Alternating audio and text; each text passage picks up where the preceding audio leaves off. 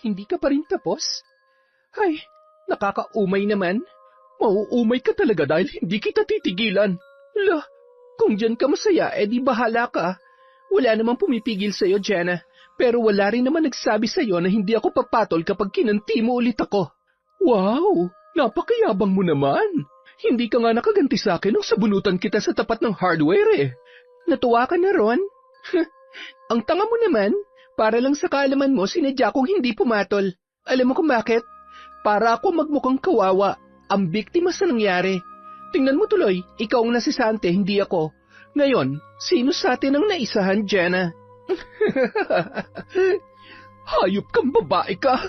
Hindi ba mas hayop yung pumapatong sa hindi niya naman jowa? Taon 2017, La Union.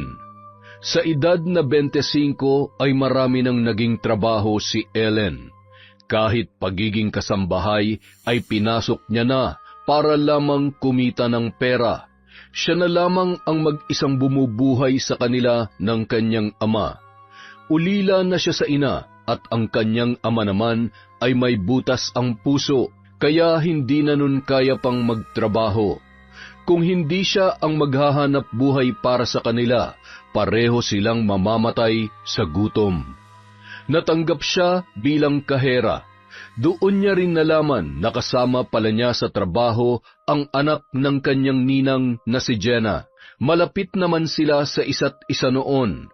Parang bunsong kapatid na ang turing sa kanya ni Jenna, pero nang mas madalas na siyang binibigyan ng ninang niya ng kung ano-ano at mas pinapansin pa kesa sa sarili niyang anak, ay nag-iba ang pakikitungo sa kanya ng dalaga. Hindi na lamang sila nagpapansinan sa trabaho para hindi magkaroon ng problema. Kahit na gusto niya makausap si Jenna, ay pinipigilan na lamang niya ang sarili dahil baka hindi yun magustuhan ng dalaga. Mabuti na lamang, may naging kaibigan din siya sa trabaho kahit na malaki ang agwat ng kanilang edad. Ate Ellen, sorry ha, pero parang may napapansin lang ako. Ano yun? Matagal-tagal ka na rito pero kahit minsan, hindi ko pa nakita nag-uusap kayo ni Ate Jenna. Magkaaway ba kayo? Magkaaway agad? Ay, hindi naman sa magkaaway. Mas pinili lang talaga namin ang ganito, yung hindi kami nag-uusap, kesa naman may masabi kaming hindi maganda sa isa't isa. Eh di ba parang magkaaway na rin yun? Ate, pwede ko bang malaman kung anong pinagbulan nun? Ha? Chika mo naman oh. Sus, ikaw talaga, napaka-chismosa mo. Medyo lang naman ate, grabe ka. Pero sige na, magkwento ka na. Hay nako, sa susunod na lang, trabaho muna tayo. Ang daya mo naman, Ate Ellen. Pero sige na nga, basta promise mo yan ha, magkukwento ka. Oo naman, basta hindi lang muna ngayon.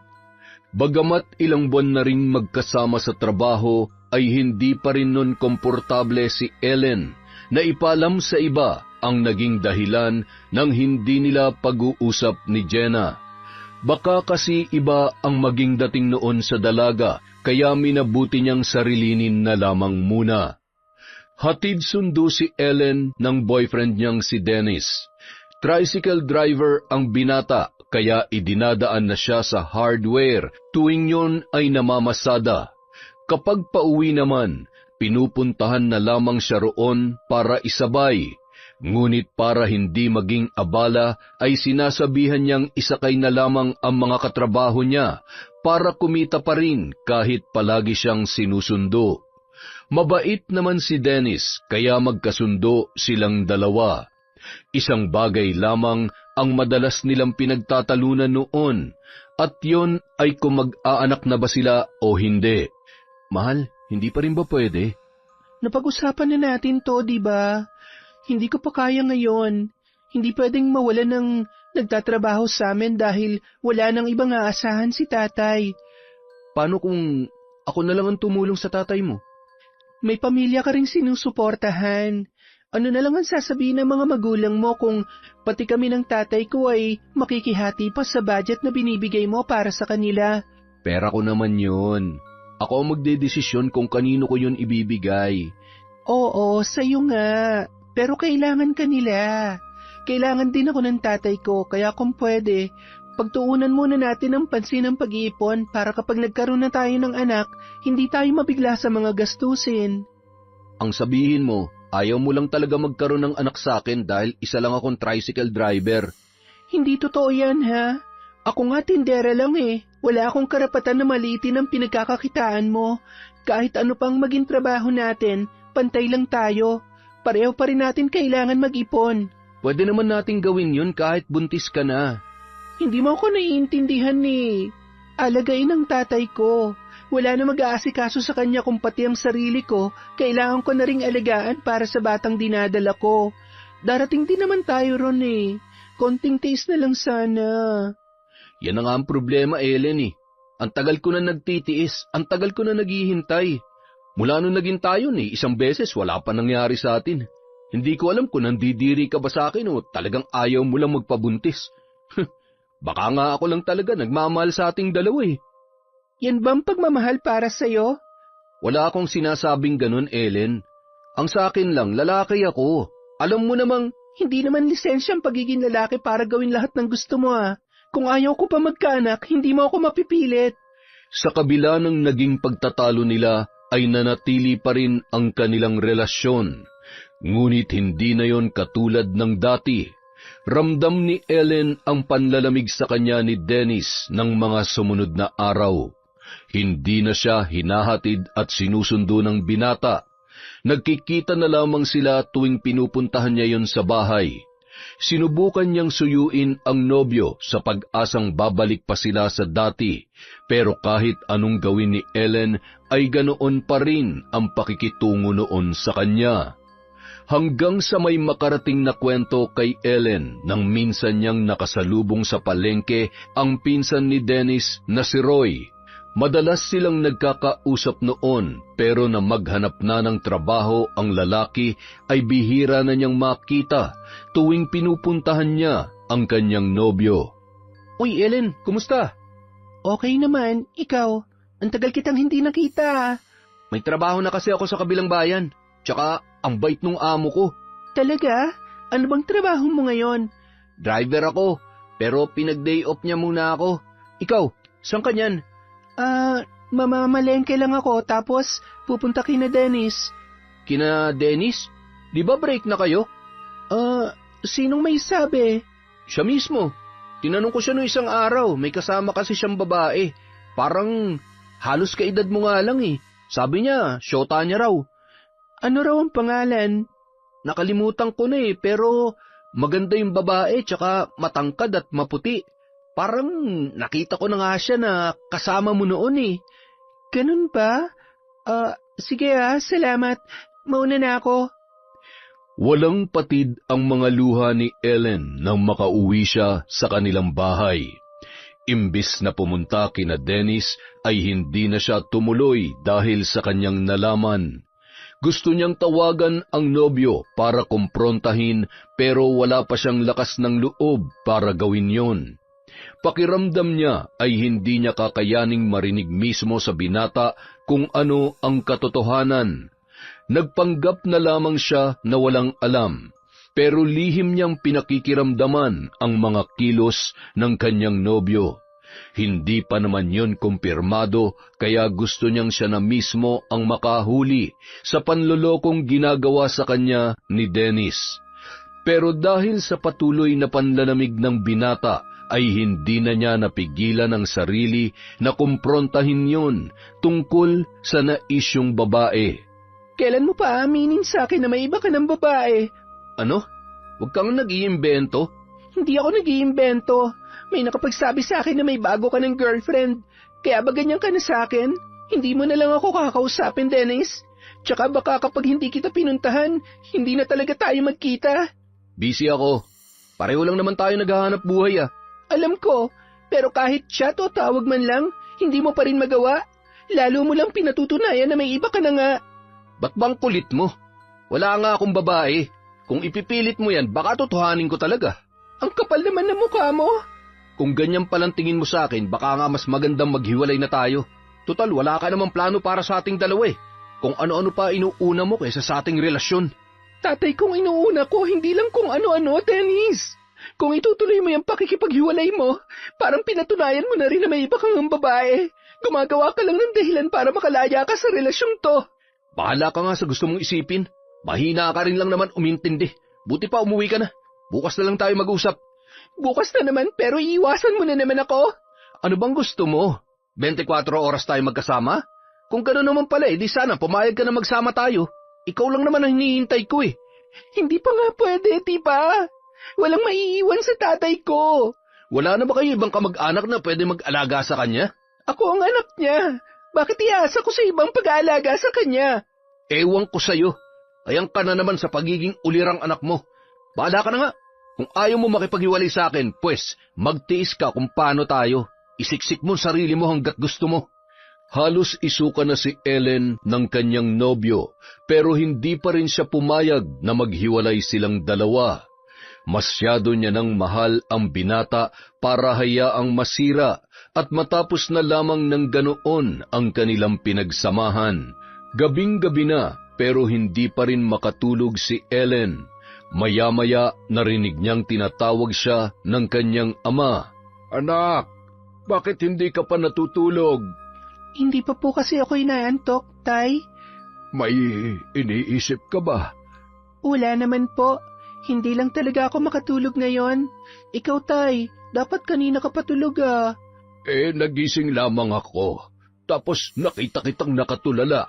Hindi ko maiwasang mag-alala para sa iyo, anak. Wala ka naman dapat alalahanin, Tay. Ayos lang po ako. Kumusta na kayo ng nobyo mo? Hindi na siya bumibisita rito gaya nung ginagawa niya dati. Meron ba kayong problema? Ay, medyo nagkatampuhan lang po. Pero maayos din naman yon, Tay. Pero hindi yun na nakikita ko. Alam ko kapag may dinaramdam ka, anak. Nasasaktan ka ngayon dahil sa kanya, hindi ba? Normal naman po yun sa magkarelasyon, Tay. Sa tingin ko, kailangan mo na ng makakatuwang sa buhay, anak. Sa tingin mo lang po yun, Tay. Pero ayos pa naman po ako. Basta nandyan ka lang. Hindi na ako nakakatulong sa'yo. Palagi na lang ako ang inaalagaan mo. Baka kailangan mo nang unahin ang sarili mo, anak. Gusto ko na maging masaya ka. Kung hindi ko rin naman po kayo makakasama, imposibleng mangyari yon, Tay. Imposible sa ngayon dahil hindi mo pa nahahanap ang lalaking tunay na magmamahal sa'yo. Hindi naman sa hindi ko gusto si Dennis, pero hindi lang kasi malinaw sa akin ang tunay niyang intensyon. Ilang beses na kaming nagkausap pero hindi ko makita ang sinseridad sa mga mata niya. Kaya anak, kung hindi na siya nakakabuti sa'yo, ay pakawalan mo na lamang. Pero mahal ko po si Dennis, Tay. Hindi ko siya kayang hiwalayan. Huwag mo nang hintayin na magkaroon ka pa ng mabigat na dahilan para gawin yon, anak. Hindi magandang kutob ko sa lalaking yon. Tay naman. Hindi siya makakabuti sa'yo. Kung gusto mo maging masaya at makaranas ng tunay na pagmamahal, hindi siya ang lalaking magpaparamdam noon sa'yo. Habang nagdadalawang isip pa rin si Ellen kung makikinig sa payo ng kanyang ama o mananatili sa relasyon niya kay Dennis, wala siyang kamalay-malay na nagpapakasaya na pala ang taong inaalala niya sa piling ng ibang babae. Nagugutom na ako, Dennis. Kumain naman tayo. O sige, ano bang gusto mo? Magluluto ako. Huwag na, bumili ka na lang. Sige, pero pwede bang 5 minuto pa? Mas gusto ko kasi yung ganito eh. Yung nakayakap lang sa'yo. Ano ka ba, Dennis? Halos araw-araw na nga tayo magkasama eh. Pero patago pa rin. Sinabi ko naman sa'yo na gusto ko nang hiwalayin si Ellen, di ba? Ikaw lang naman ang ayaw pang pumayag eh. Ako ba talaga? O siya? Sigurado akong nakakahalata na siya na may iba ka na. Kaya nga dapat hiwalayan ko na siya. Konting panahon lang ang hihintayin natin tapos pwede na tayong lumantad. Kesa naman sa ganito, para tayong mga kriminal na tago na lang ng tago. Di ba mas exciting yung ganito? Mas may thrill kapag hindi nagiging madali sa atin ang lahat. Kapag hindi tayo lagi nagkikita, palagi kang sabik tuwing magkasama tayo. Ay, ako naman ang nahihirapan dyan sa trip mo na yan eh. Pagbigyan mo na ako. Konting tiis na lang naman eh. Sige na nga. Kung hindi lang kita mahal. Tama yan. Ako na lang ang mahalin mo. Ako lang ang nakakagawa nito sa'yo, diba? Kayang-kaya kitang paligayahin. Kaya nga ikaw ang pinili ko, Jenny. Gagawin kong lahat para sa'yo. Kahit magbago ang isip ni Ellen? Kahit magbago pang isip niya, huli na para doon. Ang tagal ko nang sinasabi sa kanya na gusto ko na magkaanak pero palagi niyang isinasangkalan yung tatay niya may butas ang puso. Mamamatay na rin naman yun eh. Kaya hindi ko maintindihan kung bakit nanghihinayang pa siya sa buhay ng matandang yun. Wala ka na bang magulang? Meron, pero wala silang sakit. Oh, di maganda. Si Ellen, isa na lang ang magulang na meron siya, kaya hindi mo siya masisisi. Teka, bakit parang kinakampihan mo pa siya? Hindi naman. Sinasabi ko lang kung ano nasa isip ko. Halata namang hindi ko siya gusto. Pero tatay niya pa rin yon. Hanggat humihinga pa yon, kakapit at kakapit siya. Ngayon, kung ayaw kanyang piliin, huwag ka na lang magpakatanga. Kasi kahit mawala na ang tatay ni Ellen, siguradong hindi pa rin magbabago ang isip niya. Ay, wala na akong pakialam sa kanya. Mabuti naman. Tagumpay na napangiti si Jenna sa kanyang plano. Yun naman talaga ang gusto niyang mangyari. Ang agawan ng boyfriend si Ellen gaya ng pag-agaw noon ng dalaga sa atensyon ng kanyang ina. Palagi niyang nakikita si Dennis na hinahatid sundo si Ellen. Kahit hindi naman talaga niya nagustuhan ang binata sa pisikal, ay nakaramdam siya ng inggit at gusto ring maranasan ang ganun trato ng isang lalaki. Kitang-kita niya kung gaano kamahal ni Dennis si Ellen. Sa araw-araw na nakikita niya ang dalawa, ay palala ng palala ang nararamdaman niyang inggit. Nagkaroon siya ng pagkakataong makausap at kilalanin si Dennis nung may isang pagkakataon na maagang umuwi si Ellen. Dahil yun sa tatay nitong may sakit, pero mukhang hindi noon sinabihan ang nobyo kaya dumating pa rin sa hardware para manundo. Para hindi masayang ang pagpunta roon ng lalaki ay nagpahatid na lang siya sa kanilang bahay. Pero habang nasa biyahe, sinamantala niya ang pagkakataon para makipagkwentuhan kay Dennis. Hanggang sa kinuha niya ang pangalan ng lalaki sa social media at doon na sila nagsimulang mag-usap. Halos araw-araw na silang magkausap ni Dennis, umaga hanggang gabi. Habang tumatagal, unti-unti na ring nagugustuhan ni Jenna si Dennis. Ang binata naman ay umamin na tungkol sa totoong nararamdaman para sa kanya. Pero dahil ayaw niyang madaliin ang lahat, hinayaan muna niyang mabaliw sa kanya si Dennis habang hindi pa nakikipaghiwalay kay Ellen. Ellen? Jenna? Bakit ganyan ang reaksyon mo? Nagulat lang ako na kinakausap mo na ako ngayon. Mula kasi nung maging magkatrabaho tayo, hindi mo pa ako kinausap kahit isang beses. Sorry, medyo naninibago pa kasi ako noon. Pero huwag ka mag-alala. Wala na sa akin yung hindi natin pagkakaunawaan noon. Kalimutan na natin yon. Talaga? Ibig bang sabihin, madalas na tayo magkakausap? Ganoon na nga. Kumusta ka naman? Mukhang blooming ka ngayon eh. May boyfriend ka na ba? Boyfriend? Hindi pa talaga kami pero parang ganun na rin. Hindi mo pa sinasagot? Oo, mas maganda kasi kung hindi ko mamadalian para hindi mawala yung pagkasabik namin sa isa't isa. Kayo ng boyfriend mo, kumusta? Pwede bang wag na lang natin siyang pag-usapan? Bakit naman? Hatid sundo ka ng boyfriend mo, di ba? Ibig sabihin, mahal na mahal ka niya. Oo naman, pero hindi kasi kami okay ngayon eh. Sus, normal lang ang ganyan sa isang relasyon. Magkakaayos din kayo noon. Talaga? Sa tingin mo, magiging okay pa kami? Bakit naman hindi? Maliban na lang kung may sumisira na sa relasyon ninyo. Wala naman siguro. Huwag kang pa kasi siguro. Ayaw na sanang isipin ni Ellen na may ibang dahilan ang panlalamig sa kanya ni Dennis, pero dahil sa sinabi ni Jenna ay muli na naman siyang nagduda sa binata. At mas lalo yung lumala nang puntahan niya yon sa bahay at nakakita siya ng mga gamit ng isang babae. Dennis, ano to? Ang alin?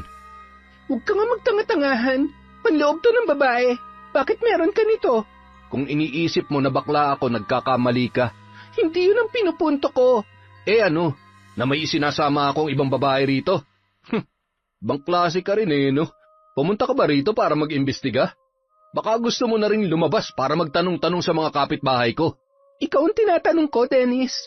Bakit ba hirap na hirap kang sagutin yon? Sa pinsan kong panloob na nakita mo. Ano? Okay na? Wala ka na babanggit sa akin na may pinsan kang babae na pumupunta dito. Bakit? Kailangan ba lahat ikukwento ko sa'yo? Kung sa pinsan mo to, bakit nasa kwarto mo? Ano yon, magkatabi kayo natutulog? Napaka-sweet nyo namang magpinsan. Yan ang problema sa'yo Napakadumi ng utak mo. Hindi ako mag-iisip ng kung ano-ano kung wala kang ginagawang kaduda-duda. Ang sabihin mo, wala ka na talagang tiwala sa akin. Paano ako magtitiwala sa'yo, ha? Parang ang dami-dami mo nang tinatago sa akin. Wala akong tinatago sa'yo, Tigilan mo na yung pag-akusa sa akin ng kung ano-ano. Tsaka, bakit ba nandito ka? Gusto ko na makipaghiwalay sa'yo, di ba? Hindi ka na dapat pumupunta rito. Hindi ako makikipaghiwalay, Dennis. Mahal na mahal kita. Kung mahal mo ko, ibibigay mo ang gusto ko. Hindi pa nga pwede. Kung ganun, di maghiwalay na tayo. Kahit hindi ka pumayag, wala ka namang magagawa Dennis naman, huwag ka naman ganyan. Sawang-sawa na ako dyan sa kakaiyak mo. Puro ka drama. Kala mo ba mababagong desisyon ko kapag nakita kitang umiiyak? Hindi ako papayag na maghiwalay tayo. Umalis ka na. Umuwi ka na sa inyo. Hindi, ayoko. Hindi ako uuwi hanggat hindi tayo nagkakaayos. Kung gusto mo magkaayos tayo, pwede naman. Pero, huwag kang aangal sa gagawin ko sa'yo. Ha? Bakit? Anong gagawin mo sa akin? Hindi inaasahan ni Ellen ang ginawa sa kanya ni Dennis nung araw na yun. Sapilitan siyang hinubaran ng lalaki at pinagsamantalahan. Nagpumiglas siya at pinilit na makawala sa nobyo pero masyado yung malakas. Lalo na siyang hindi nakapanlaban nang sikmuraan pa siya nito. Napaluhan na lamang siya dahil sa kahayupang ginawa ng kanyang pinakamamahal na nobyo. Matapos ang halos 1 oras na pananamantala ni Dennis ay pinakawalan na siya nito. Hindi siya kaagad nakagalaw at nanatiling umiiyak habang nakahiga pa rin sa magulong kama ng nobyo. Huwag ka na nga mag-inarte dyan. Tumayo ka na't magbihis. Ihatid na kita sa inyo. Hayop ka, Dennis. Hindi kahayupan yun, lalo na kung nagustuhan mo rin naman. Kaya sige na, huwag ka nang umarte dyan na parang ginahasa pa kita. Girlfriend kita, kaya pwedeng-pwede ko yung gawin sa'yo. Ikaw lang naman ang maarte dyan Ano ka, ginto? Tigilan mo nga yung kakaiyak mo.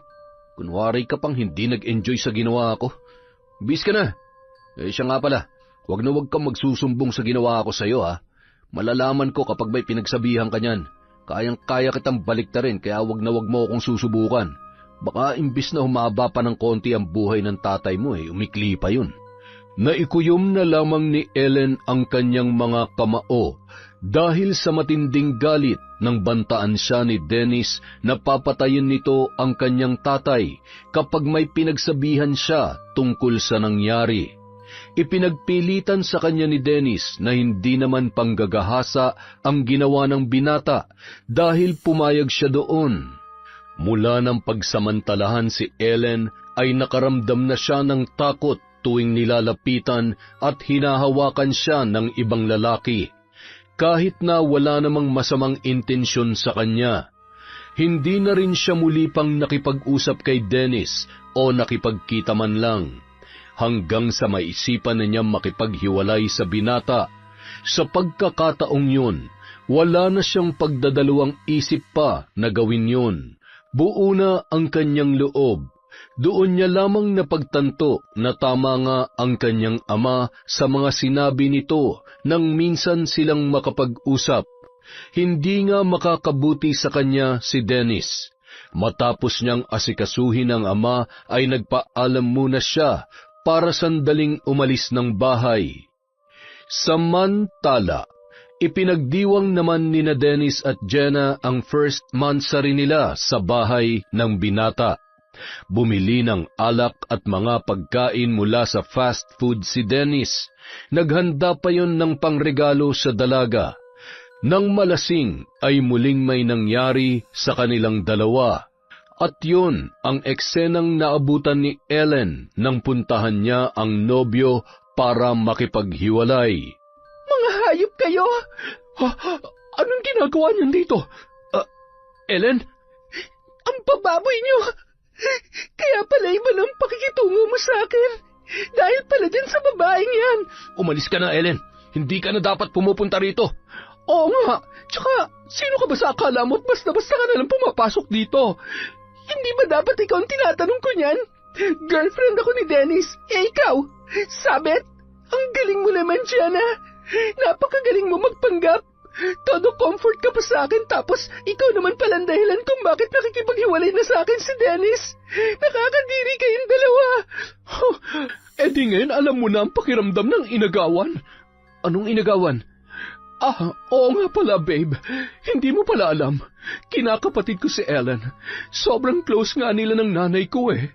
Mas anak pa ang turing sa kanya. Pabida kasi. Hindi totoo yan. Hindi ko naman inagaw sa'yo nanay mo Ikaw lang ang nag-iisip noon. Pwede ba wag na nga kayo mag-away dito?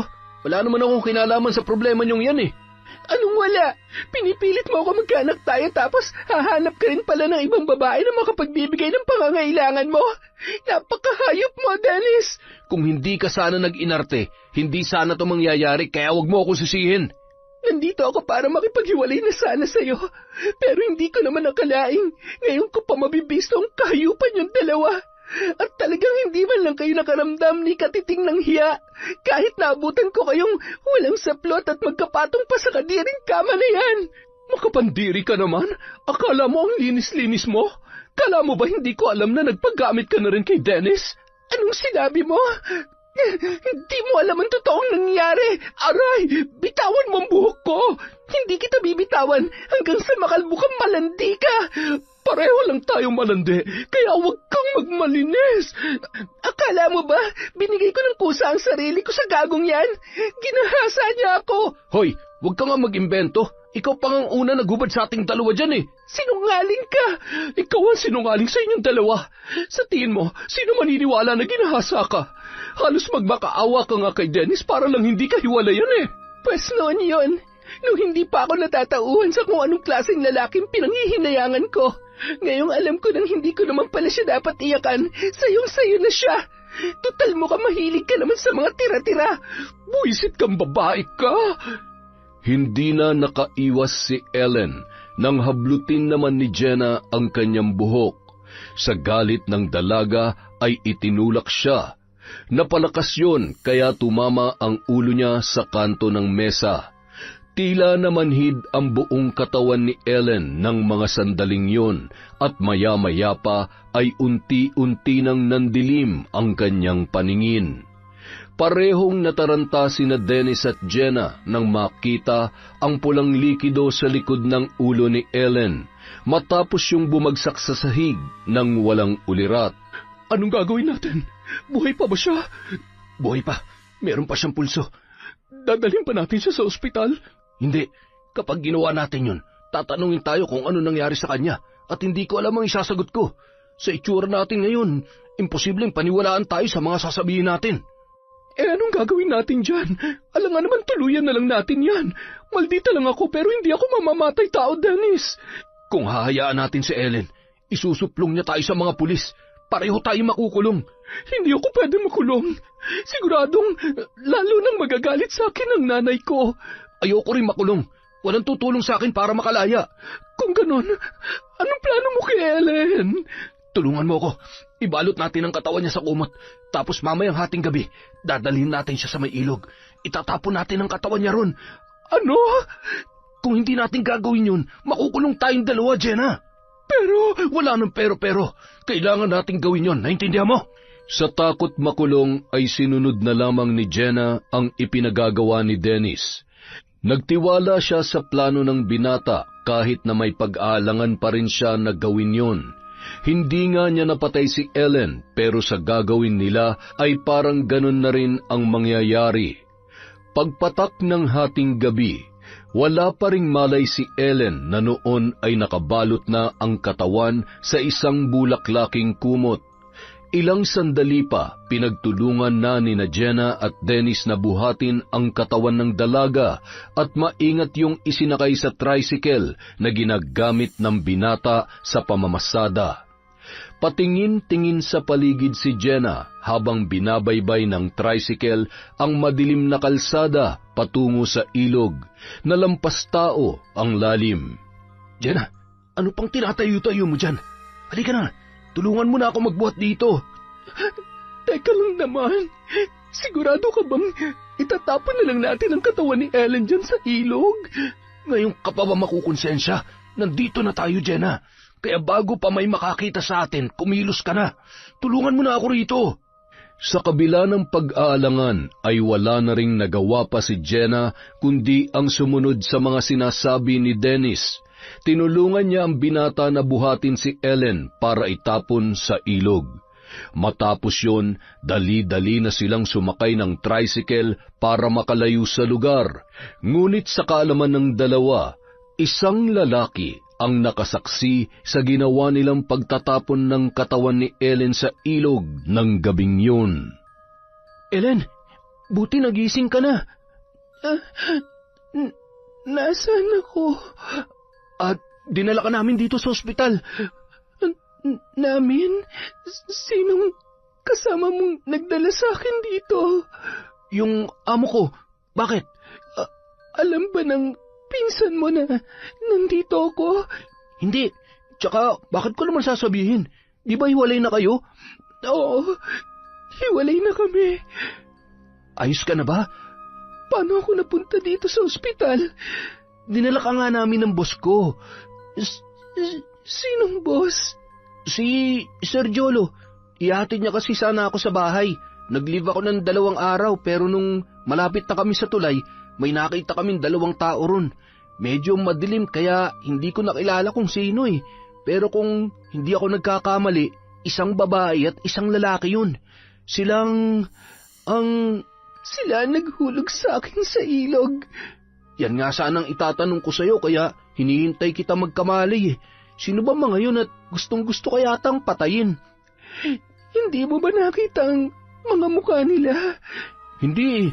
Basta nakita ko lang na may itinapon sila sa ilog. Sabi ko kay sir, parang tao yun ah. Hindi ko naman nakalain na ikaw pala yung itinapon nila dun. Napaaway ako. Tumama ang ulo ko sa mesa kaya ako nawalan ng malay. Siguro natakot sila na magsusumbong ako sa pulis kaya itinapon na lang nila ako sa ilog kahit alam nila na buhay pa ako. Sana dinala ka na lang nila sa ospital. Sino ba mga yun? Ang pinsan mo at si Jenna. Hindi makapaniwala si Roy nang ikwento ni Ellen ang tungkol sa babae ng kanyang nobyo at ang panggagahasa noon sa kanya. Galit na galit si Roy sa pinsan at pinayuhan siyang kasuhan na lamang yun. Pero umiling si Ellen. May iba pa siyang plano. Pero bago ang lahat, gusto muna niyang masiguro ang kaligtasan ng kanyang ama. Kaya lamang, nang makalabas siya ng ospital, ay sumalubong naman sa kanya ang isang masamang balita. Ellen, saan ka ba nanggaling? Si tatay, nasaan po siya? Ay nako iha, wala na ang tatay mo. Hindi yan totoo, tita. Buhay pa si tatay. Kauuwi ko lamang kahapon, kaya naisipan kong puntahan siya. Hindi ko naman akalaing aabutan ko siya ng ganoon. Nanlamig ang buong katawan ng dalaga sa kanyang narinig. Dahan-dahan siyang naglakad papalapit sa ataul kung saan nakahimlay ang katawan ng kanyang ama na wala ng buhay. Napahagulhol na lamang si Ellen. Wala na siyang magawa kundi tanggapin ang katotohanan na wala na ang kanyang ama at mag-isa na lamang siya sa buhay. Kung hindi dumating ang tiyahin ni Ellen na si Wanda, ay walang mag-aasikaso ng burol ng kanyang ama. Panganay na kapatid ni Raul ang tiyahin niyang yun, na sa kabilang probinsya nakatira. Hindi yon kasundo ng kanyang ama dahil batid noon na marami ng kinulam at binarang si Wanda. Tutol si Mang Raul sa gawaing yon ng kanyang kapatid. Ngunit ng gabing yon, napatitig na lamang si Ellen sa kanyang tiyahin. Laman ng isip niya ang isang mabigat na plano, ngunit nagdadalawang isip pa siyang gawin yon. Ilang sandali pa, dumating doon ang pinsan ni Dennis na si Roy. May dalayong bulaklak, isang balde ng biskwit, at isang basket na puno ng mga pagkain at kape para sa mga makikipaglamay. Ellen, nakikiramay ako. Salamat sa pakikiramay mo, Roy. Ay, siya nga pala, ipinabibigay ito ng boss ko. Nabanggit ko kasi sa kanya na namatayan ka ng tatay kaya sinabihan niya akong dalhin ang mga ito sa'yo. Pakisabi sa kanya, salamat. Hindi ko pa nakikita ang amo mo pero alam ko na mabuti siyang tao. Ako mismo magpapatunay kung gaano siya kabuti. Teka, kumusta ka nga pala? Hindi na ba sumasakit ang ulo mo? Ayos na ako. Kung kailangan mo na makakatulong dito, pwede ako ha. Ang totoo nga niyan, nandito talaga ako ngayon para tumulong sa pag-aasikaso sa mga nakikipaglamay. Kahit taga-timpla lang at taga-abot ng kape. Salamat, Roy. Sobrang laki na nang naitulong mo sa akin. Nailigtas mo ang buhay ko tapos ngayon, ikaw pa ang tumutulong sa akin dito. Samantalang yung hayop mong pinsan, nagpapakasayalang kasama ang Jenang yon. Pasalamat sila, nire-respeto ko ngayon ang burol ng tatay ko. Kung gusto mo silang ipakulong, susuportahan kita. Maling-mali ang ginawa nila sa'yo, kaya hindi ko yung kukonsintihin. Gustong-gusto ko silang maparusahan. Dahil sa kanila, muntik na akong mamatay. At dahil din sa kanila kung bakit namatay ang tatay ko. Sigurado ako nag-alala ng sobra si tatay kaya yun nangyari sa kanya. Hindi siya sanay na hindi agad ako nakakauwi ng bahay. Isang buong gabi at isang araw ako nawala, Roy. Hindi ko lubos maisip kung gaano nag-alala sa akin ang tatay ko. Pasensya ka na. Hindi ko na rin kasi naisip na puntahan ng tatay mo para ipaalam ang nangyari sa'yo. Kinailangan ko na rin kasing bumalik sa trabaho eh. Wala kang kasalanan, Roy. Nagpapasalamat pa nga ako sa'yo dahil ikaw ang dahilan kung bakit nandito pa ako ngayon eh. Ang totoo kasi niyan, ako lang talagang nakakita nung itinapon ka sa ilog pero hindi akong tumalon para sagipin ka. Ha? Kung ganon, sino sumagip sa akin? Yung boss ko.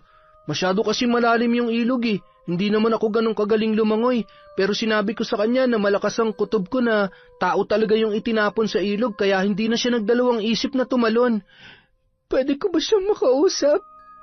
Gusto ko magpasalamat ng personal sa kanya, Roy. Oo naman, pero saka na lang kapag inilibing na ang tatay mo. Busy pa kasi siya ngayon eh. Palaging umaalis yun. Sige, pero salamat pa rin sa'yo. Huwag mo nang isipin yun. Dahil sa nangyari, nabuo ang hindi inaasahang pagkakaibigan nina Ellen at Roy. Naging karamay niya ang binata habang nagluluksa siya sa pagkawala ng kanyang ama. 3 gabi lang ibinurol si Mang Raul at sa mismong araw ng libing, dumating ang hindi inaasahang bisita ni Ellen. Ang lakas naman ng loob niyong pumunta rito. Nandito kami para makiramay, Ellen. Hindi para makipag-away sa'yo. Pwes, hindi ko kailangan ng pakikiramay ng mga kriminal na kagaya niyo. Huwag kang gumawa ng eksena. Pasalamat ka nga. Naisipan pa namin pumunta rito para makipaglibing sa tatay mo. Hindi ko yan utang na loob sa inyo. Kung hindi ako nakaligtas sa pagtapon niyo sa akin sa ilog, wala na sana ako rito. Anong akala niyo? Basta-basta ko nalang palalampasin ang ginawa niyo ni Dennis? Huwag ka na magsampa ng kaso, Ellen. Magsasayang ka lang ng oras. Ilang araw na lumipas, oh. Sa tingin mo, may maniniwala pa sa'yo na tinapon ang katawan mo sa ilog? Mayabang kayo ngayon dahil akala nyo walang nakakita sa nangyari. Pero nagkakamali kayo.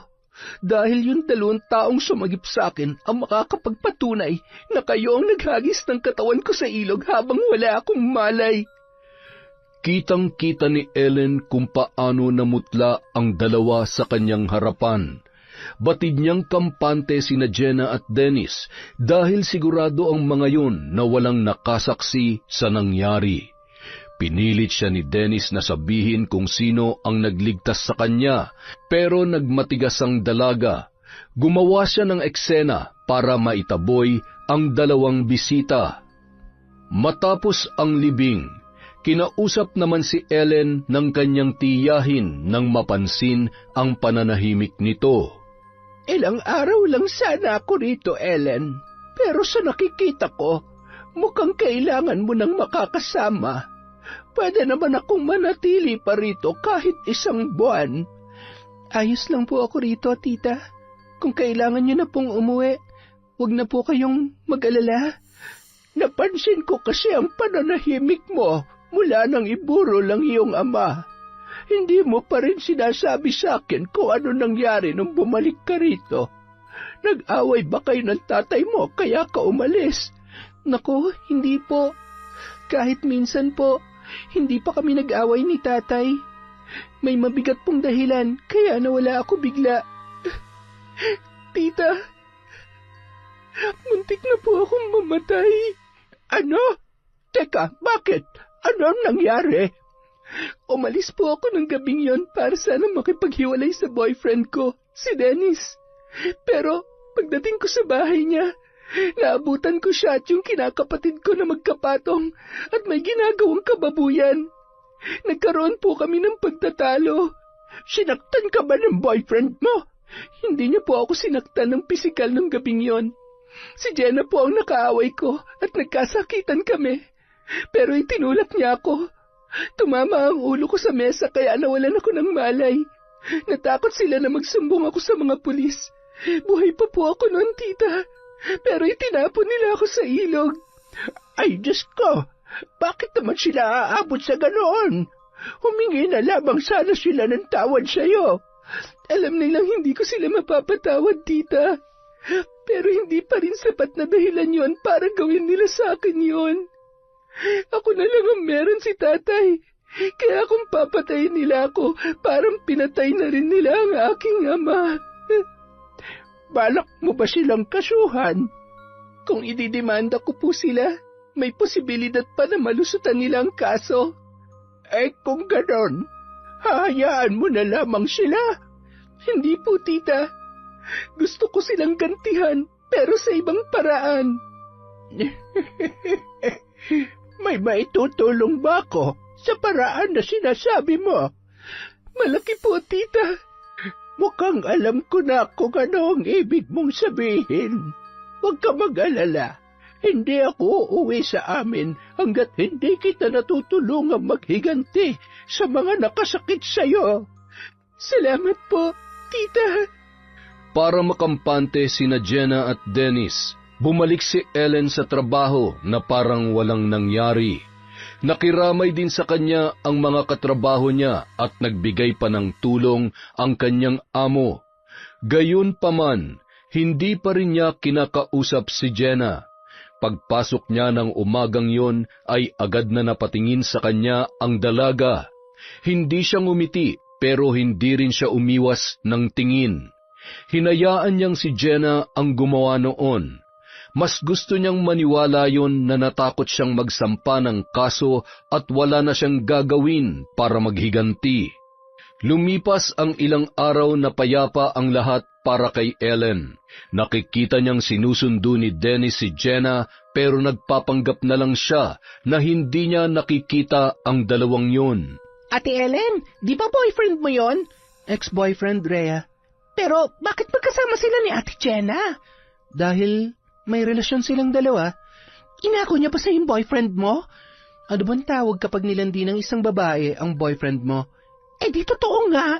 Grabe, ibang klase rin naman pala yung Ate Jenna na yan. Mukha lang anghel pero mandaragit pala ng jowa. Kaya nga kung may boyfriend ka na, mag-iingat ka. Baka sa susunod, ikaw naman ang agawan yan. Ay, sorry siya ate, wala pa akong jowa. Wala pa siya maaagaw sa akin.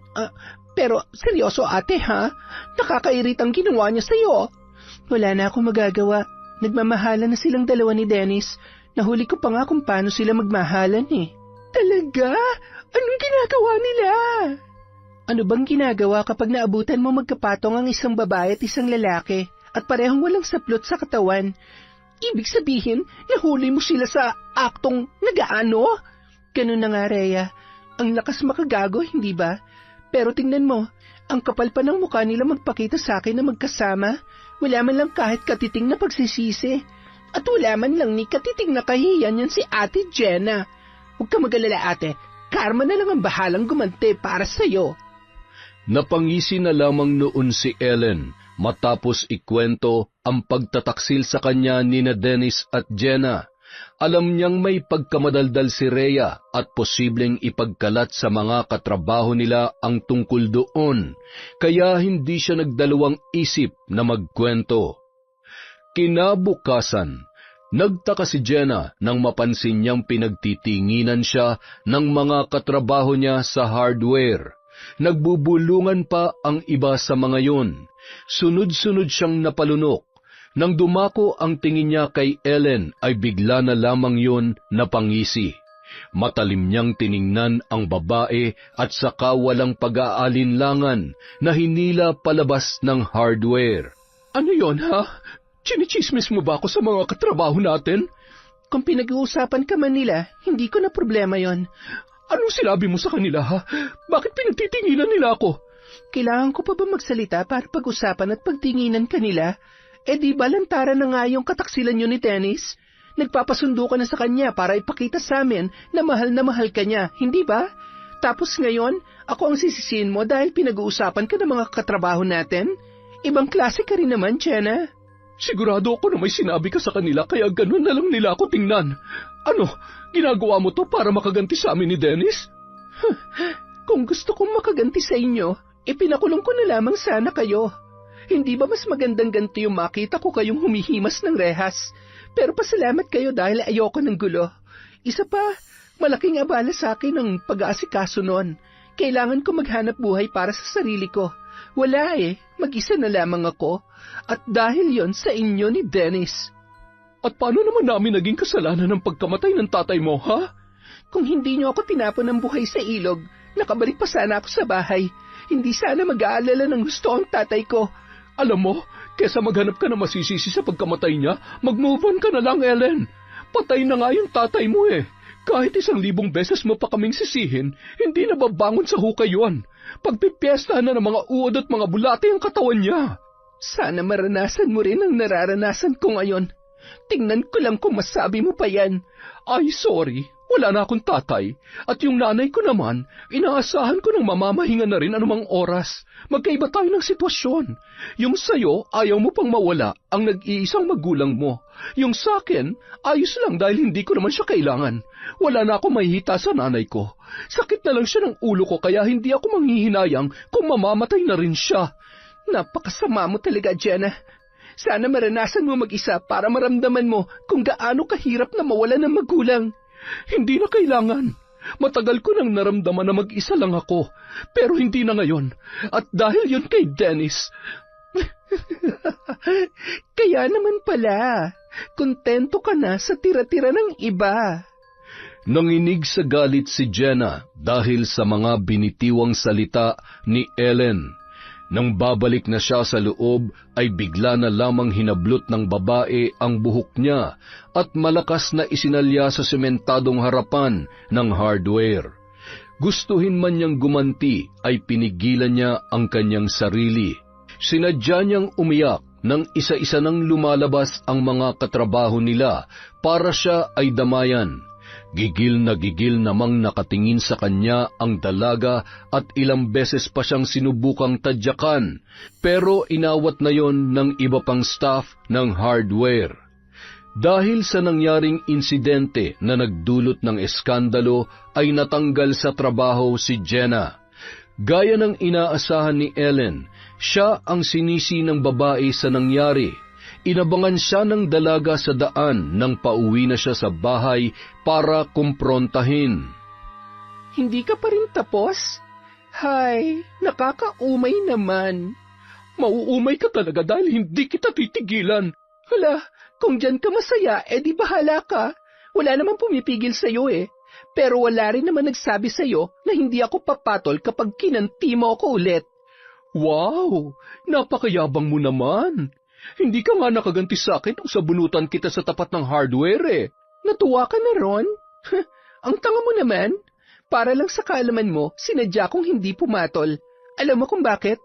Para ako ang magmukhang kawawa, ang biktima sa nangyari. Tingnan mo tuloy, ikaw na si Sante, hindi ako. Ngayon, sino sa atin ang lumamang, Jenna? Hayop kang babae ka? Hindi ba mas hayop yung pumapatong sa hindi naman niya jowa? Tumahimik ka! Bakit? Masakit bang marinig ang katotohanan? Sa ating dalawa, ikaw ang mas nakakaawa. Kailangan mo pang mang-agaw ng lalaki para lang maranasan mo rin ang alagaan, ang mahalin at pahalagahan. Ang masakit lang doon, habang ginagawa mong lahat para makuha si Dennis, nagawa pa rin magpakahayop ng lalaking yon dahil sa kabaliwan niya sa akin. Ginahasa niya ako. Ibig sabihin, hindi ka pa sapat sa kanya. Hindi mo pa ba nabibigay ang kailangan niya, Jenna? Nakakalungkot isipin. Buisit ka! Isang salita pa mula sa bibig mo, puputulin ko na yung dila mo! Natawa na lamang si Ellen sa sinabing yon ni Jenna. Imbis na pahabain pa ang kanilang pagtatalo, tinawagan na lamang niya si Dennis para sunduin ang dalaga. Mas lalo yung nagngit-ngit sa galit nang malamang sinasagot pa rin ng dati niyang nobyo ang tawag niya. Pagpasok niya sa bahay, naghihintay na sa kanya ang kanyang tiyahin na si Wanda. Kamusta ang trabaho mo? Ayos naman po, tita. Nasisante na yung buwisit doon. Buti naman, pero narinig ko kanina na parang may kausap ka sa labas. Hindi na ako lumabas dahil baka makagulo lamang ako. Siya ba yun? Siya nga po, tita. Si Jenna. Sinundan niya pa talaga ako para kumprontahin. Hindi na siya nahiya. Kailan natin sisimulan ng pagpapahirap sa kanila ni Dennis? Sa second monthsary po nila, tita. Gusto kong sirain ang espesyal na araw nilang dalawa. Matalino ka, Ellen. Magandang paraan yan ng paghihiganti kung intensyon mong sila ay saktan. Pero gusto kong malaman ang hangganan ng pagpapahirap na gagawin ko sa kanila. Ano pong ibig niyong sabihin? Lahat ng dinadapuan ng sumpa ay may kinahihinatnan, iha. Kung gusto mong turuan lamang sila ng leksyon, maaari ko silang pahirapan hanggang sa pagsisihan nilang ginawa nilang kasalanan. Pero kung gusto mo ng mas matinding paghihiganti, kaya ko silang pahirapan hanggang sa kamatayan. Pagsapit ng ikalawang monthsary ni Jenna at Dennis, muling nagplano ng simpleng selebrasyon ang dalawa.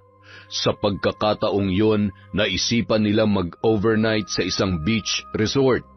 Halos kalahating oras na ring nakababad sa tubig ang dalawa nang biglang makaramdam ng pangangati si Jenna. Babe, aahon muna ako. Bakit? Nilalamig ka na ba? Hindi, nangangati ako eh. Sige, samahan na lang kita. Ang dumi yata sa nilanguyan natin. Hindi nawawala yung pangangati ko. Tingnan mo, oh. Pulang-pula na tong balat ko. Huwag mo na kasing kamutin. Baka lalo pang lumalayan. Ang kati nga kasi eh.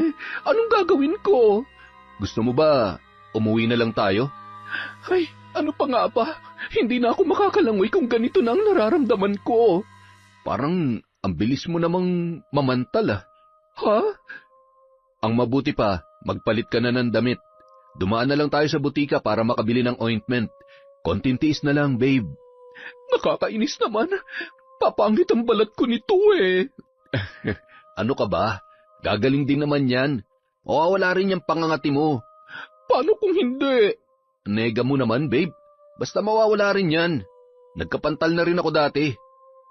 Nakampante naman si Jenna sa sinabing yon ni Dennis, kaya hindi na siya masyadong nag-alala pa. Ngunit pag-uwi niya, mas lalong tumindi ang pangangati ng kanyang balat na sinabayan pa ng pagsakit ng mga paa niya. Nang sulyapan niya yon, nagulat na lamang siya nang makita ang mahabang marka roon, parang mga latay. Kinabahan siya nang maisip na posibleng nasalabay siya habang naliligo sa dagat. Hindi naman nila mapapansin kung may mga salabay doon.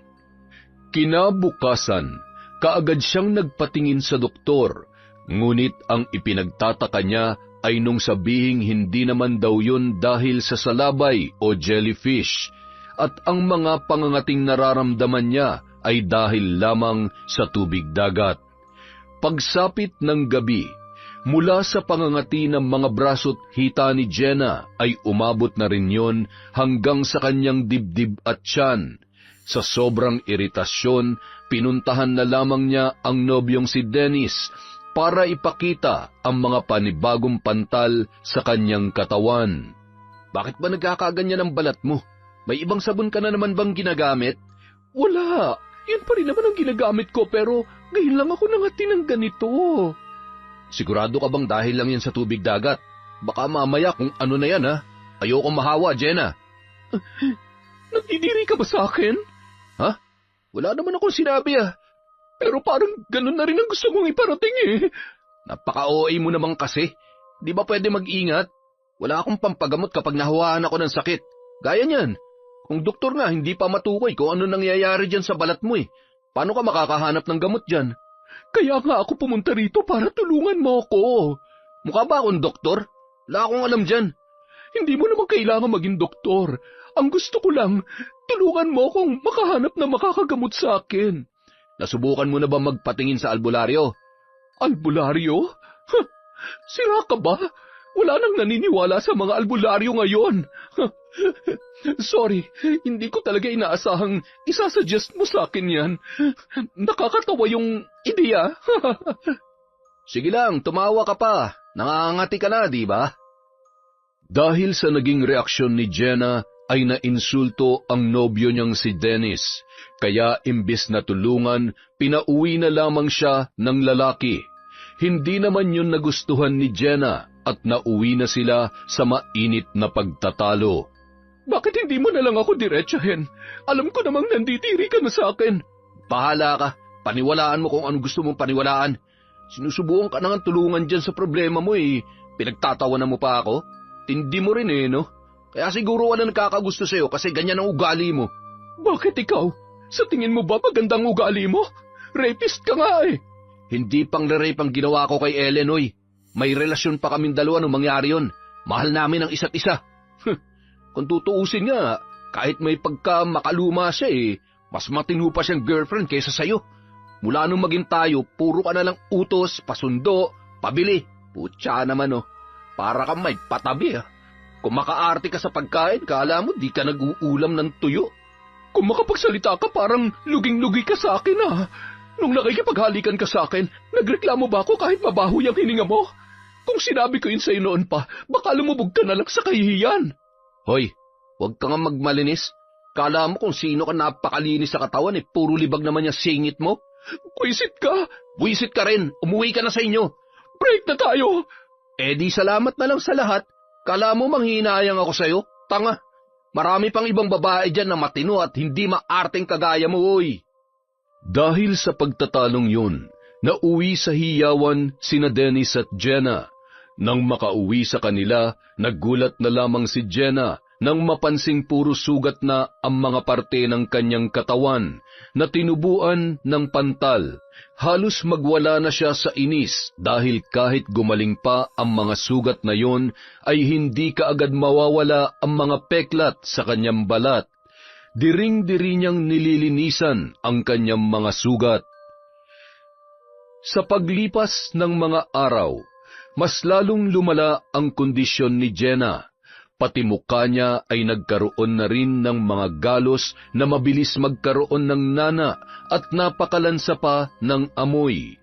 Hindi na siya nakalabas pa ng bahay para maghanap ng bagong trabaho.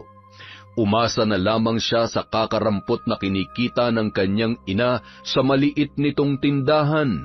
Magaan naman noon ang kanilang pamumuhay, pero mula nang maoperahan sa puso ang kanyang ina at kinailangan ng maintenance, nagipit na sila. Ang dating malaking tindahan ay naging maliit na lamang. Sapat na lamang ang kinikita noon para maibili sila ng pang-araw-araw na ulam. Pero dahil wala na rin siyang trabaho at may sakit pa na hindi niya matukoy kung ano, ay halos gumuhuna ang kanyang mundo. Walang kamag-anak na tumutulong sa kanila dahil nung sila ay may pera, palagi silang tumatangging magbigay ng tulong sa mga yon. Napaluhan na lamang si Jenna habang binubugaw ang mga langaw, nagigil na nagkukumpulan sa kanyang mga sugat.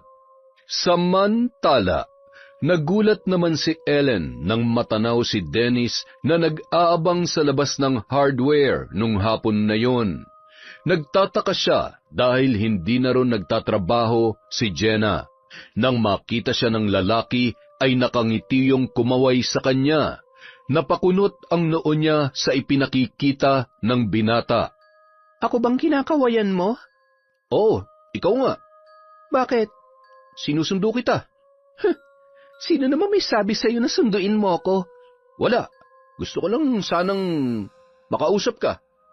Pwede ka ba ngayon? Kain tayo. Libre kita. Kung nagugutom ka, bakit hindi mo yayain si Jenna? Baka mamatay pa sa selos yan kapag nalaman niyang inaya mo akong kumain sa labas. Wala na kami. Nakipag-break na siya sa akin. Ah, ganon? Kaya pala nandito ka ngayon. Gusto ko sanang makipag-ayos sa'yo. Hihingi ako ng tawad sa mga nagawa ko. Hindi mo na kailangang humingi ng tawad sa akin. Talaga? Ibig bang sabihin, napatawad mo na ako? Tanga, hindi mo na kailangang humingi ng tawad kasi nag-aaksaya ka lang ng panahon. Kahit lumuhod ka pa dyan at lumuha ng dugo, hindi na kita mapapatawad sa ginawa mo sa akin, Dennis. Kahit ano pang ialok mo sa akin ngayon, hindi mo na ako mauuto.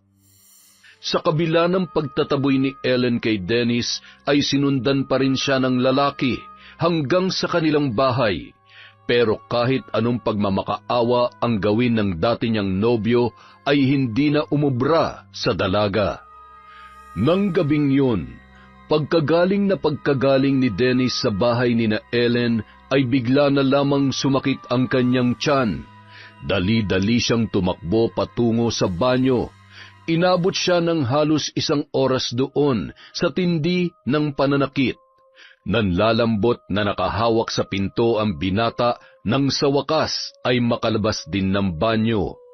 Ilang sandali pa, nakarinig siya ng sunod-sunod na katok.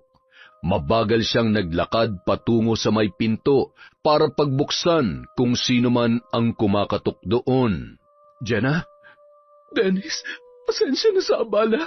Kailangan ko lang talaga ang tulong mo. Ano nangyari sa'yo? Bakit balot na balot ang katawan mo? Naka-face mask ka pa. Pwede bang papasukin mo muna ako? O sige, basta magpakabait ka ha. Masakit ang tiyan ko ngayon kaya hindi ko kaya magpasensya. Hindi naman kita aawahin eh. Bakit ka nandito? Yung sinasabi mong albularyo nung nakaraan, saan ko siya pwedeng makita? Akala ko ba hindi ka naniniwala sa sa albularyo? Gusto ko lang naman subukan. Ano bang masama ron? Ang masama ron, yung pinagtawanan mo ko. Tapos ngayon, maniniwala ka rin naman pala. Nakakainis ka naman eh. Hindi pa pwedeng mag-move on ka na lang? Sinabi na lamang ni Dennis ang address ng kilala niyang albularyo. Hindi na niya sinamahan si Jenna dahil sa sama ng kanyang pakiramdam. Pagkaalis ng nobya, sunod-sunod naman ang naging pagduwal niya. Tumakbo siya patungong lababo pero hindi na siya umabot doon dahil tila hinahalukay na ang kanyang sikmura. Napaluhod na lamang ang binata, dala ng matindim panghihina.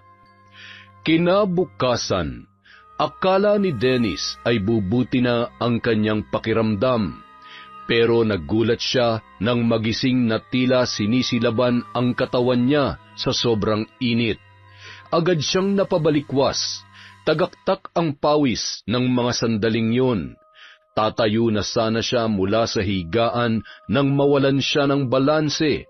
Mabuti na lamang at maaga siyang nakakapit sa dingding ng kanyang kwarto. Akmang huhubarin niya na ang kanyang pang-itaas nang bigla siyang natigilan. Bumaba ang tingin niya sa kanyang tiyan. Ganun na lamang ang panlalaki ng kanyang mga mata nang makita ang malaking umbok doon, na 8 buwan na siyang buntis.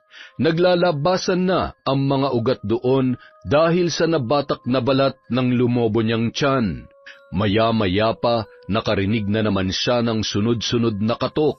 Nataranta ang binata. Hindi kasi niya alam kung paano magpapakita sa ibang tao nang ganoon ang kanyang itsura. Bago kasi lumobo ang kanyang tiyan, ay nagagawa pa niya maglakad ng nakahubad dahil sa ipinagmamalaki niyang abs na pandesal kung tawagin ng mga babaeng humahanga sa ganda ng kanyang katawan. Hindi na sana pagbubuksan ni Dennis ang kung sino mang kumakatok. Ngunit maya-maya lamang ay narinig niya ang boses ng kanyang pinsang si Roy. Anong ginagawa mo rito? Bakit ayaw mong buksan tong pinto? May tinatago ka ba? Ba't ka kasi nandito? Ang aga-aga mong mga istorbo. Yung tricycle mo kasi nakaharang dun sa daan. Hinahanap kung sino may-ari. Pwede bang ikaw na lang ang magparada ng tricycle ko? Bakit? Teka, ayos ka lang ba? Pinagpapawisan ka. Ayos lang ako. Sandali, kukunin ko lang yung susi. Bago pa man makabalik sa may pintuan si Dennis, ay pumasok na agad si Roy, sa pag-aakalang may ginagawa na namang kalokohan ang binata. Ngunit nanlaki ang kanyang mga mata nang tumambad ang sinusubukang itago ng kanyang pinsan. Insan, ano nangyari sa'yo? Bakit ang laki ng tiyan mo? Hindi ko nga alam eh. Aray. Paanong hindi mo alam? Basta nagkaganito na lang. Pagkagising ko, ang laki-laki na ng tiyan ko. Hindi ka ba nag-inom kagabi? Hindi lalaki ng ganitong tiyan ko nang dahil lang sa alak, no? Aray ko. Tsaka, hindi naman ako uminom kagabi. Teka, kailan pa nangyari yan? Kanina lang. Ano? Kanina lang? Grabe ka naman magbiro, pinsan. Yung babae nga nagdadalang tao, ilang buwan muna bago lumobo ang tiyan eh. Tapos ikaw kanina lang? Seryoso ba yan? Sa tingin mo ba makikipagbiroon pa ako ng ganitong kalagayan ko? Sobrang sakit ng tiyan ko kahapon. Pabalik-balik ako sa banyo. Kagabi, suka naman ako ng suka. Tapos kanina paggising ko, lobo na tong tiyan ko. Hindi ko nga alam kung ano nangyayari sa akin eh. Baka naman karma mo na yan. Ano? Wala. Sabi ko, patingin ka na sa doktor para makasiguro. Mahirap na, baka lumala pa yan. Hindi ko nga alam kung doktor pa bang kailangan ko eh. Baka albularyo na. Kung may sakit ako, di ba dapat nun pa ako nakaramdam ng sintomas? Pero iba to, Roy. Bigla na lang dumapo sa akin. Sa tingin mo, bakit nangyayari sa iyo yan? Alam ko na. Baka may nabuntis ka tapos nakunan. Kaya ikaw ang nabuntis ngayon. Gago, magseryoso ka nga. Seryoso naman ako ah. Masyado ka lang talagang mainit. Lihim na natawa si Roy sa naging reaksyon ng kanyang pinsan. Walang kaalam-alam si Dennis na sinadya niya lamang na pumunta roon para makita ang kalagayan ng lalaki. Yun ay matapos niyang malaman mula kay Ellen ang ginawang hakbang ng dalaga para turuan ng leksyon si Jenna at ang pinsan niya. Nakita ko na nangyari kay Dennis. Ang galing mo. Loko, hindi akong gumawa nun, si tita. Nangako siya sa akin na hindi siya uuwi sa kanila hanggat hindi niya ako natutulungan maghigante. Talaga? Kung ganon, hindi lang pala akong kakampi mo ngayon. Ganun na nga. Pero teka, bakit pala nandito ka na naman? Huwag mong sabihing nag-report ka lang tungkol sa nangyayari kay Dennis. Hindi. Nandito ako kasi iniimbita ka ni boss sa bahay niya. Ha? Teka, bakit naman niya ako iimbitahan sa bahay niya? Siguro para kumustahin ka. Parang masyado naman yatang concerned sa akin ng boss mo. Ganun na nga. Hoy, baka naman mamaya kung ano-anong kinuwento mo doon tungkol sa akin ha. Sasakaling kita. Huwag kang bayolente. Sige ka, baka ako naman na maghulog sa'yo sa ilog. Pero naka-life jacket. Puro ka talaga kalokohan. Pero seryoso, bakit niya nga ako iniimbita sa bahay niya? Baka aalukin ka ng trabaho. May trabaho na ako. Paano kung mas malaki ang sweldo? Tatanggihan mo? Siyempre hindi. Yun naman pala eh. Basta pumunta ka bukas. Huwag ka mag-alala, mabait yun. Hindi ka nung ikukulong sa bahay niya tapos di ka nang pauuwiin. Baka nga bigyan ka pa ng susi nun eh. Ewan ko sa'yo, pero sige, pupunta ako. Susunod ka rin doon ha, kasi kapag may nangyaring masama sa akin, babarangin ka ng tita ko. Oo na, nanakot pa eh. Kinabukasan, sinamahan ni Roy si Ellen papunta sa bahay ng amo ng binata. Nagulat siya nang makita kung gaano kalaki at kaganda ang bahay noon. Sabi ni Roy ay mag-isa lang daw na nakatira doon ang lalaking amo at tanging 2 kasambahay lamang ang nakakasama. Psst! Laway mo baka tumulo. Isara mo yung bibig mo. Kanina ka pa nakangangay. Che, ngayon lang kasi ako nakapasok sa ganito kagandang bahay. Pagdating ng araw, dito ka na rin titira. Huh? Pinagsasasabi mo dyan? Biro lang. Oh, ayun na pala si boss eh. Ay, Ellen, tama? Opo sir. Boss, sa labas lang ako. Ellen, kaya mo na yan. Kumusta ka? Okay naman, sir. Pwede mo naman akong tawaging Jolo lang kapag tayo-tayo lang. Nakakahiya po eh. Boss pa rin po kayo ni Roy. Boss ako ni Roy, pero ikaw, hindi naman kita empleyado kaya hindi mo ako kailangang i-sir o ipo. Maliban na lang kung tatanggapin mo ang job offer ko sa'yo. Ano pong trabaho po? Kailangan ko ng bagong sekretarya. Baka interesado ka. Sekretarya? Oo, gusto mo ba? Pero sir, high school lang po ang natapos ko. Wala namang problema ron. Madali lang ang gagawin mo. Tsaka ititrain ka naman ng dati kong sekretarya. 10 taon na siya sa akin pero magre-resign na para alagaan ng nanay niya may sakit. Kung interesado ka, tawagan mo lang ako. Pwede mo pa naman pag-isipan. Hindi mo kailangan magmadali. Sige po sir. Salamat po. Halos mapunit ang labi ni Ellen sa kakangiti nung gabing yon. Mas maganda ang magiging trabaho niya at mas malaki rin ang sweldo kung tatanggapin niya ang offer ni Jolo. Magdamag niyang pinag-isipan yun hanggang sa mabuo ang isang desisyon.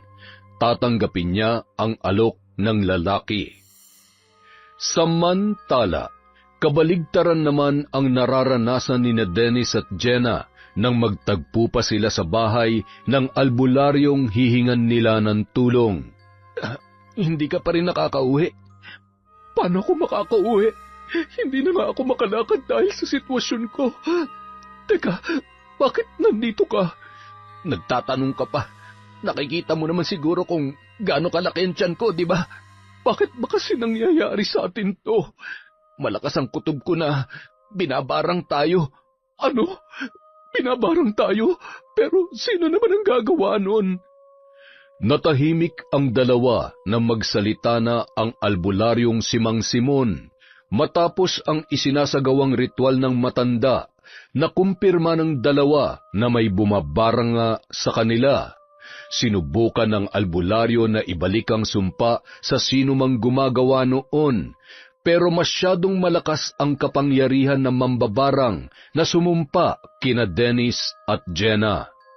Habang isinasagawa ni Mang Simon ang ritual, napatili si Jenna nang biglang maglabasan ang malalaking ipis na hindi nila alam kung saan nanggaling. Gumapang ang mga yon sa mga sugat ng babae at ang iba naman ay nagkumpulan sa tiyan ni Dennis. Nagsisigaw ang dalawa, dala ng matinding takot, hanggang sa tuluyan na silang mawalan ng ulirat. Nang magkamalay sina Jenna at Dennis, nagulat sila nang makita na wala na ang mga ipis. Hindi na nararamdaman ni Jenna ang pananakit ng mga sugat niya at nabawasan na rin ang pamamaga ng kanyang mga paa. Ayon kay Mang Simon, iisa lamang ang bumabarang sa kanila, ngunit wala yung intensyon na sila ay tapusin. Gusto lamang silang pahirapan at turuan ng leksyon dahil sa isang malaking kasalanan na nagawa nilang dalawa. Naiisip mo bang naiisip ko? Ang alin? Kung sino nagpabarang sa atin? Oo, sa tingin ko, kailangan nating humingi ng tawad sa kanya. Yan din ang iniisip ko. Ngayon ko lang napagtanto kung bakit hindi tayo pinakulong ni Ellen. Mas malupit palang plano niya para sa ating dalawa. Mukhang matagal kong pagdurusahan to. Kahit binigyan ako ni Mang Simon ng gamot, hindi agad mawawala ang mga peklat sa buong katawan ko. Ang pangit-pangit ko na, Dennis. Saka mo na alalahanin ang itsura mo. Ang mahalaga, ligtas na tayo. Matapos gamutin ng albularyo, humingi ng tawad sina Jenna at Dennis kay Ellen. Hindi naman kaagad nagpatawad ang dalaga, pero sapat na sa kanilang dalawa na hinarap sila at pinakinggan ng babae sa kabila ng kanilang nagawang kasalanan. Si Ellen naman tuluyan ng tinanggap ang trabahong inaalok ni Jolo at kaagad ding nagsimula sa training nito sa tulong ng dating sekretarya ng lalaki. Mabait at maalaga sa tauhan si Jolo, kaya dun lamang naunawaan ni Ellen kung bakit tumagal si Roy sa trabaho. Ngunit bukod sa pagiging mabait ng amo, ay nararamdaman niya rin ang espesyal na atensyong ibinibigay noon sa kanya. Sa katagalan, naging magaan na ang loob nila sa isa't isa. Sa ilang buwang pagtatrabaho ni Ellen sa bago niyang amo, ay hindi niya napigilan ang sariling mahulog ang loob kay Jolo. Ngunit bago pa man niya yon maamin sa binata, ay naunahan na siya nito. Sobrang saya ni Ellen nang sabihin ni Jolo na balak na nitong manligaw sa kanya. Hindi niya naman yun tinanggihan dahil pareho lamang sila ng nararamdaman para sa isa't isa. Nang muling dalawin ni Ellen ang puntod ng kanyang ama, ay hindi na siya nag-iisa. Kasama niya na si Jolo na nangako sa puntod ni Mang Raul na aalagaan siya at mamahalin, tulad ng pagmamahal na ibinibigay sa kanya ng kanyang tatay. Nakangiting niyakap ng dalaga ang bago niyang kasintahan. Doon lamang siya nakaramdam ng kapayapaan at tunay na kaligayahan. Yon! Isa na naman pong malupit na kwento mula sa Kwentong Enteng. Maraming salamat po sa walang sawa niyong suporta at pagmamahal sa channel natin. Lumalaki na po ng lumalaki. Maraming salamat po talaga sa inyo. Kayo po ang dahilan kung bakit nag-grow ang Kwentong Enteng. Dahil dyan, meron po ulit tayong shout out. Simulan po natin kay Sally Roldan. Hi po kay Zenaida Deza. Hi kay D. Jonah Angelica. Hi kay Maymay Hernandez. Shout out po sa 045 Republic Sportswear from Angeles City, Pampanga. Kina Karen, Edna at Donna. Hi po kay Inday Mayang Channel. Shout out po sa Trico Das Animation. Hi kay May Pinon. Hello po kay Marian de la Fuente, kay Marites Tess. Hi kay Jessica Sobremonte, kay Reka Jukoy. Hello po kay Mary Grace Gambalan or Gambalan. Hi kay Arnel Claridad. Hello rin po kay Pasiano Guerrero. Shout out po kina Kirby Joan Labandero, Kyrail Jaira Labandero at kay Keith. Happy birthday po kahapon from Gail Alfajardo. Hi din po kay Larcy Siriban, kay Jeneline Jacobe. Hi kay Ami Viray, kay Richel Adapon. sa RGW Garment, lalo na sa mga mananahi from Basta Mage ako. Hello po kay Jessica Pailagaw, kay Bent Ocampo, kay Maria Jeline Canto. Hello po kay Mami from Doha, Qatar, kay Rowena Daludado. Hi kay Lay, kay Dekdek, kay Echo, kay Janet, kay Jay, kay Mary, at kay Lionel from Mama Elizabeth Dungka. Hi po kay Mamiliana Nalugon, kay Robert Crimen. Hi kay Beth Mercado, kay Catherine Fantinalgo. Shout out kay Elizabeth Pamintuan, kay Josephine Dordas from Patrick Dordas. Hi kay Jeneline Mix Vlog, kay Jennifer Mauricio, kay Erica Ember. Hello po kay Belen Beverly, kay Josefina Fuelias. Hi kay Desiree De Los Santos, kina Ray, Bert, Ed, Toti, at Junel Fuentes. Maraming salamat po sa inyong lahat. Kay Janice Tamagos of Bacolod City, Negros Occidental. Hi kay Maria Lee Nakagawa. I love traveled. Hi po kay Patty Tiago, kay Bebe Aaron Jake Bautista from Bebe Jonah My Love Buckman, kay Joel Marasigan, kay Margie Banosong. Hello po kay Marisol Nidea, kay Merly Amistad, kay Liza Dinawanaw, kay Noemi Garcia Pabunan. Shout out po kay Evangeline Cruz, kay Sally Coleman Hutchins, sa Galedo family from Rai. Hello po kay Rowena Kaikong, kay Filipina Palsario, kay Sheila Mige, kay Sagamad family from Ruma Gamad. Susana Manalo, hello rin po kay Ate Aya, kay Analu Barlita, sa Relasyon family from Richelle Nishio, kay Russell Hart from Hong Kong. Hello po kay Faye Yuson. Hi kay Diaries Yuki, kay Bibi Martinez, Juan Sayako, Joy Nobio, Janet Capuno, Nicole Ramirez, kay Angelica Ramirez, kay Baby Lindugan, kay Mary Rose Cabingas, kay Jennifer Amante from Natnat TV. Hello po kay Donna Clarito, kay Betty Velasco, kay Roslyn Labajo, kay Brethart, kay Alma Salilay, kay Chanchan Amigo. Hello po kay Marjorie Dequila, kay Leona Taytay, kay Lea Ocubia, kay April Joy Principal, Mary Ann Pesino, Finky Rusi 14. Hello po kay Jessel Colamar, kay Raquel Hasegawa, My Favorite Song Collection, kay Roxanne Gaudicos, kay Jobel Baldonasa, kay Florencia Nofuente. Hi kay Maria Therese Alimios, kay Lucky Wins, kay Lucila Lucero.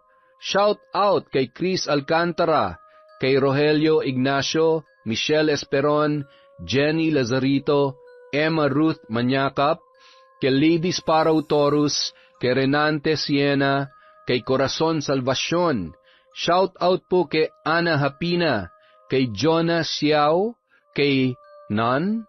Hi kay Tita Jinky Perez, Erwin Mina from Kurt Mina. Hi po kay Michelle Diaz. Hi kay Abi Sugama of Tokyo from Daisy Dularte. At syempre kay Encarnacion Pascua. Maraming salamat po sa walang sawang pagsuporta sa Kwentong Enteng.